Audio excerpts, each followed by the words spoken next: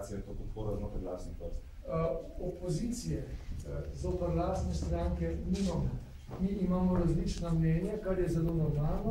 Smo stranka ljudi, ki pač seveda odgovorno preučujejo te probleme, tudi problem privatizacije. Kot veste sami, pri glasovanju v državnem zboru ni bilo nobene opozicije znotraj SMC in tudi ne znotraj koalicije, razen kakšnega posameznega poslanca, ampak ne iz vrst SMC.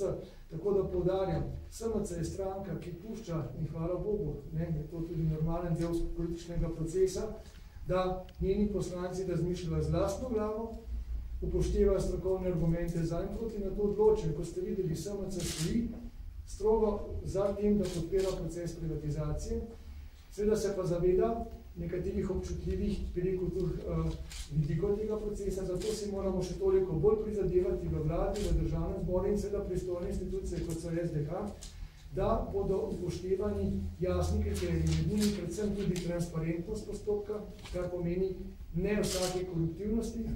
Drugič, primerljiva cena, torej cena, ki je ustrezna in je primerljiva glede na segment prodajanja tudi lahko na mednarodni ali drugi ravni, kot je to pač ustrezno. In tretjič, treba je upoštevati tudi to, da se išče kupce tam, kjer imajo te kupci, bodisi domači ali tuji, prepričljive razvojne modele.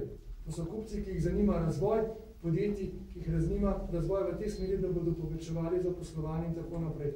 To so denimo nekateri od kriterijev, ki pa jih bo zagotovo bistveno širše razdelala še strategija upravljanja z državnim premoženjem. Je pa treba te in druge kriterije, ki so v korist gospodarnosti in seveda korporativnega upravljanja, kako se spodobi, te kriterije treba upoštevati že zdaj.